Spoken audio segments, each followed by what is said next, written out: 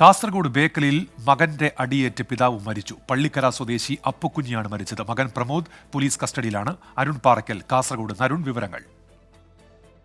ഉന്മേഷ, ഇന്ന് വൈകുന്നേരത്തോടെയാണ് വീട്ടിൽ ഈ സംഘർഷമുണ്ടായത്. കാസർഗോഡ് ബേക്കലിലാണ് ഈ സംഭവം. അച്ഛൻ, അതായത് പ്രമോദ് അച്ഛനെ സ്ഥിരമായി മദ്യപിച്ച് മർദ്ദിച്ചിരുന്നു എന്നാണ് പോലീസിൽ നിന്ന് ലഭിക്കുന്ന വിവരം. ഇന്നലെയും സമാനമായ രീതിയിലുള്ള സംഭവം, മർദ്ദനം വീട്ടിൽ ഉണ്ടായിരുന്നു.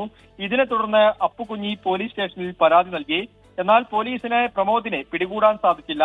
പ്രമോദിന്റെ മൊബൈൽ ഫോൺ ലൊക്കേഷനൊക്കെ പോലീസ് പരിശോധിച്ചു വരികയായിരുന്നു. ഇതിനിടയിലാണ് ഇന്ന് വീണ്ടും മദ്യപിച്ച് വീട്ടിലെത്തി അപ്പുകുഞ്ഞിയെ മർദ്ദിച്ചത്.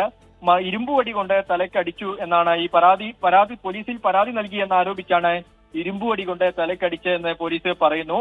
ഒപ്പം അപ്പുകുഞ്ഞിയുടെ വീടും പ്രമോദ് അടിച്ചു തകർത്തിട്ടുണ്ട്. എന്തായാലും പ്രതിയെ പോലീസ് കസ്റ്റഡിയിലെടുത്തിട്ടുണ്ട്. ഉന്മേഷ്. ശരി, അരുൺ പാറയ്ക്കലാണ് വിവരങ്ങൾ നൽകിയത്.